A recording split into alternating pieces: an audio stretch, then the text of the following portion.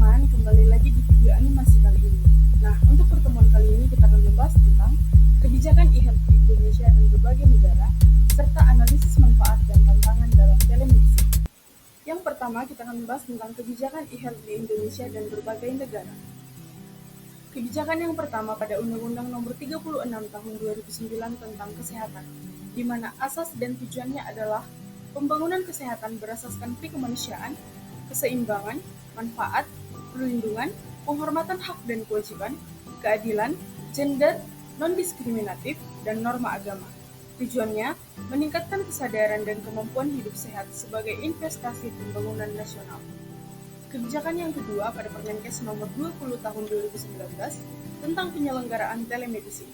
Hak dan kewajibannya adalah Pasienkes pemberi konsultasi berhak menerima informasi medis yang lengkap dan imbalan jasa, serta wajib menjaga kerahasiaan data pasien.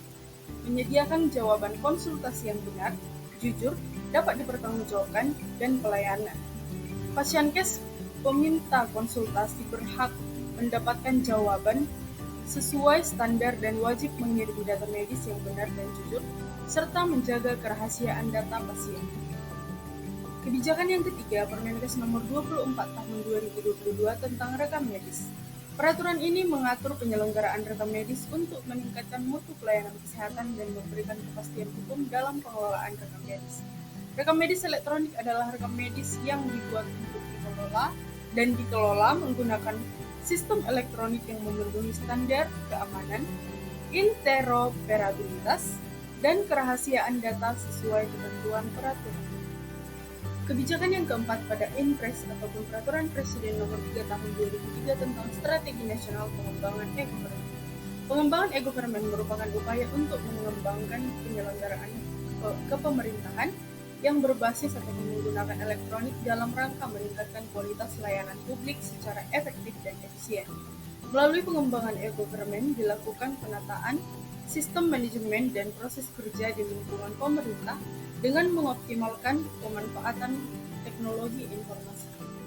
Kebijakan yang kelima yaitu kebijakan e-health di Indonesia. Yang pertama, mengoptimalkan pemanfaatan sumber daya layanan kesehatan yang terbatas dan berasal dari berbagai pemangku kepentingan. Yang kedua, menjamin aksesibilitas dan kesinambungan layanan kesehatan bagi semua penduduk Indonesia. Yang ketiga,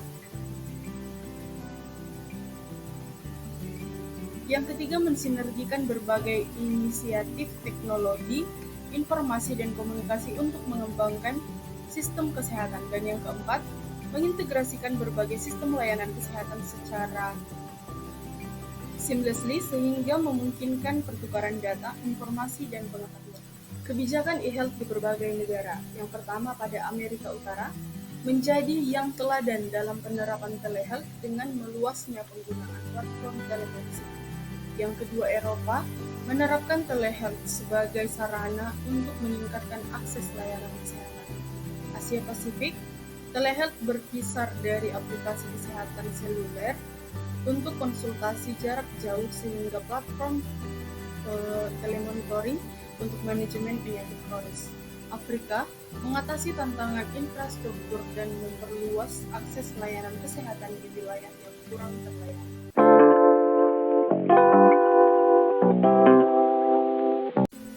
Kasus yang pertama, warga Surabaya diimbau untuk tidak asal mendaftar melalui aplikasi e-health tanpa memastikan kebutuhan yang sebenarnya, karena adanya kasus warga yang melakukan pendaftaran massal tapi kemudian membatalkan tanpa konfirmasi. Hal ini menyebabkan kerugian bagi pasien lain yang benar-benar membutuhkan layanan karena antrian mereka menjadi mundur. Kondisi ini menurunkan efektivitas pelayanan di kedua rumah sakit milik pemerintah Surabaya dan menimbulkan ketidaknyamanan dalam sistem layanan kesehatan masyarakat. Solusinya adalah dengan meningkatkan kesadaran dan edukasi warga tentang pentingnya bertanggung jawab saat menggunakan aplikasi e-health. Pemerintah dan pengelola aplikasi harus memperkuat sistem teknologi dengan fitur seperti pembatasan pendaftaran berulang tanpa konfirmasi dan mekanisme blokir sementara bagi pengguna yang tidak hadir tanpa pembatalan. Selain itu, sistem pendaftaran bisa dilengkapi dengan barcode dan validasi yang memudahkan verifikasi kehadiran pasien sehingga antrian dapat diatur secara efektif. Pendekatan lain adalah memperbaiki komunikasi dan sosialisasi kepada masyarakat terkait etika menggunakan layanan digital dan dampaknya bila tidak terpenuhi. Soal yang kedua, Direktur Utama BPJS Kesehatan menyampaikan bahwa setelah pandemi, pemanfaatan e-health di Indonesia masih menghadapi berbagai tantangan signifikan. Meskipun layanan digital seperti pendaftaran online, rekam medis elektronik, dan telemedicine telah memproses akses pelayanan, masih ada kendala seperti keterbatasan infrastruktur teknologi di daerah terpencil, kurangnya tenaga kesehatan yang terampil menggunakan sistem digital, serta resistensi masyarakat terhadap teknologi baru. Hal ini menjadi penghambat optimalisasi e-health untuk memberikan layanan kesehatan yang merata dan efisien pasca pandemi. Solusinya, pemerintah dan pemangku kepentingan harus melakukan peningkatan infrastruktur teknologi, terutama di wilayah terpencil agar akses ke layanan digital dapat terjangkau atau dijangkau seluruh lapisan masyarakat. Penguatan sumber daya manusia kesehatan melalui pelatihan intensif teknologi digital kesehatan perlu digerakkan agar tenaga kesehatan mampu mengoperasikan sistem secara maksimal dan meyakinkan masyarakat untuk beradaptasi, pengembangan aplikasi dan platform e-health yang inklusif dengan fitur ramah penggunaan termasuk bagi penyandang disabilitas sangat penting untuk meningkatkan aksesibilitas layanan. Soal yang ketiga, dalam rangka mewujudkan Universal Health Coverage atau UHC prioritas, pemerintah Indonesia meluncurkan program yang memastikan seluruh lapisan masyarakat bisa mengakses layanan kesehatan tanpa hambatan, termasuk meniadakan penolakan pasien di fasilitas kesehatan. Namun masih ditemukan kasus di mana pasien mengalami penolakan pelayanan karena keterbatasan kuota, fasilitas, atau alasan administratif. Kondisi ini menjadi tantangan utama yang harus segera diatasi agar prinsip UHC tercapai secara optimal dan tidak ada warga yang terabaikan hak kesehatan.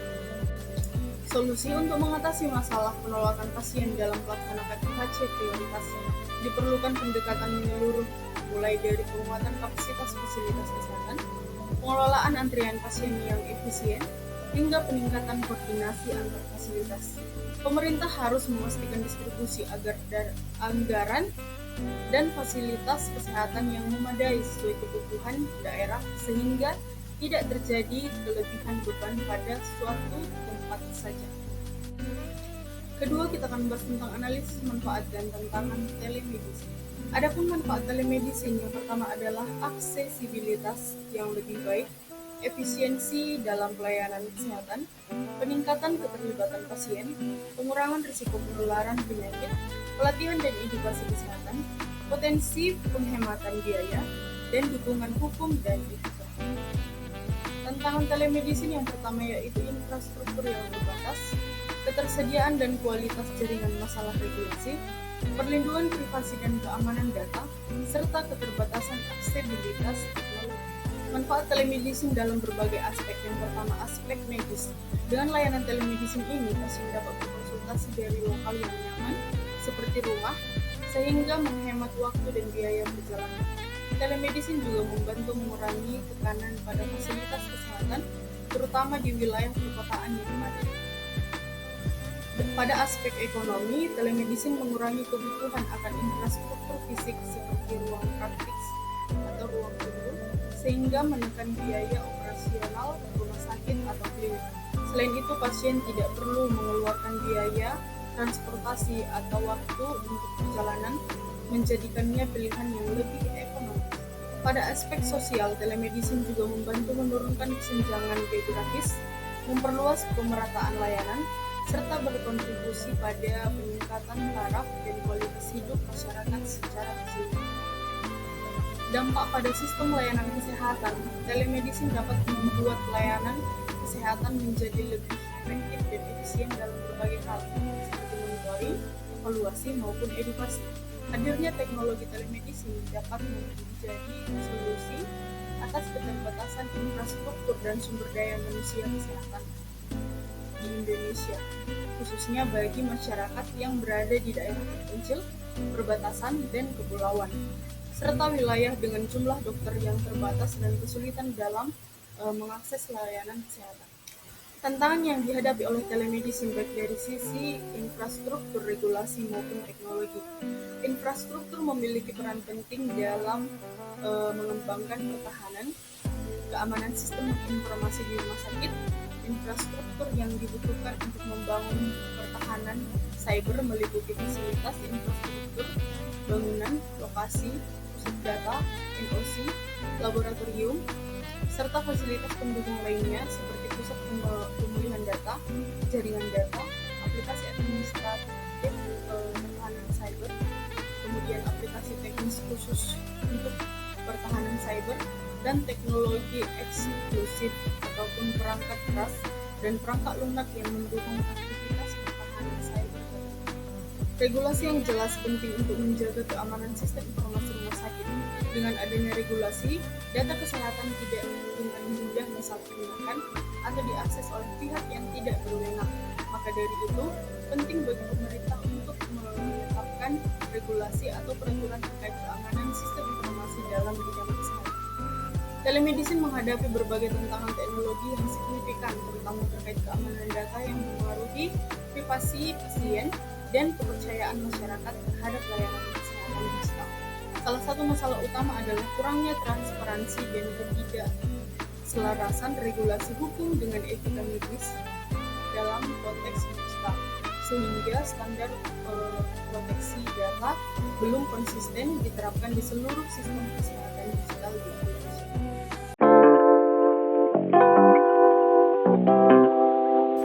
Soal yang pertama, telemedicine menghadapi berbagai tantangan teknologi yang signifikan, terutama terkait keamanan data yang memengaruhi privasi pasien dan kepercayaan masyarakat terhadap layanan kesehatan digital. Salah satu masalah utama adalah kurangnya transparansi dan ketidakselarasan regulasi hukum dengan etika medis dalam konteks digital, sehingga standar proteksi dan data belum konsisten diterapkan di seluruh sistem kesehatan digital di Indonesia. Solusinya, peningkatan pemerataan infrastruktur teknologi dan internet di daerah terpencil, penguatan regulasi dan kebijakan yang mendukung pengembangan telemedicine, pelatihan dan peningkatan kapasitas tenaga kesehatan dalam menggunakan teknologi digital, serta kolaborasi multisektor antara pemerintah, penyedia layanan kesehatan, dan pemangku kepentingan lain. Selain itu, sosialisasi dan edukasi masyarakat tentang pemanfaatan telemedicine juga sangat penting agar masyarakat dapat memanfaatkan layanan secara optimal. Soal yang kedua, program telemedicine di Indonesia bertujuan memperluas akses layanan kesehatan digital, termasuk konsultasi dan pemantauan jarak jauh. Namun, insiden kebocoran data pribadi yang dialami oleh aplikasi kesehatan pemerintah seperti IHC yang terjadi pada Juli 2021 menunjukkan risiko serius dari lemahnya pengamanan data pasien.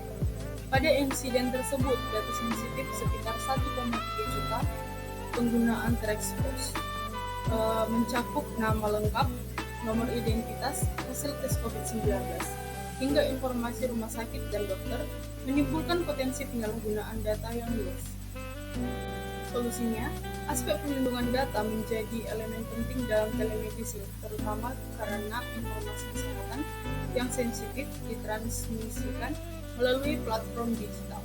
Hal ini diatur dalam Undang-Undang Perlindungan Data Pribadi pada tahun 2022 yang memberikan kerangka hukum untuk melindungi data pribadi, termasuk data kesehatan pasien. Berdasarkan pasal 16 Undang-Undang Data Pribadi, pengelola data pribadi harus mendapat persetujuan dari pemilik data kecuali diatur oleh hukum. Dalam konteks telemedicine, ketentuan ini mewajibkan penyedia layanan untuk memastikan keamanan data pasien dan penggunaannya. Soal yang ketiga, dalam upaya memperluas layanan telemedicine, masyarakat dihadapkan pada ancaman kejahatan cyber berupa penipuan phishing yang mengatasnamakan Kementerian Kesehatan atau Kemenkes. Pelaku menipu dengan mengirim pesan WhatsApp palsu terkait pembaruan aplikasi Satu Sehat untuk mencuri kata sandi dan data pribadi pengguna. Kejadian ini menimbulkan risiko serius pada keamanan data pengguna sekaligus merusak kepercayaan publik terhadap layanan kesehatan digital pemerintah. Solusinya, untuk mengatasi ancaman penipuan phishing yang mengincar pengguna layanan telemedicine, diperlukan pendekatan yang komprehensif. Pertama, penguatan teknologi keamanan seperti autentikasi dua faktor dan enkripsi data harus diterapkan secara menyeluruh untuk melindungi akses ke aplikasi dan data pribadi.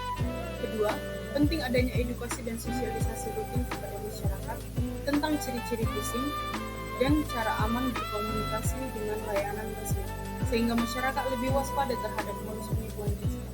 Ketiga, pemerintah perlu menetapkan protokol resmi komunikasi digital yang terverifikasi, misalnya menggunakan tanda verifikasi resmi pada akun, media sosial, dan layanan pesan instan, agar pengguna dapat dengan mudah mengenali sumber resmi. Keempat, kolaborasi antara lembaga keamanan cyber, penyedia layanan kesehatan digital, dan masyarakat.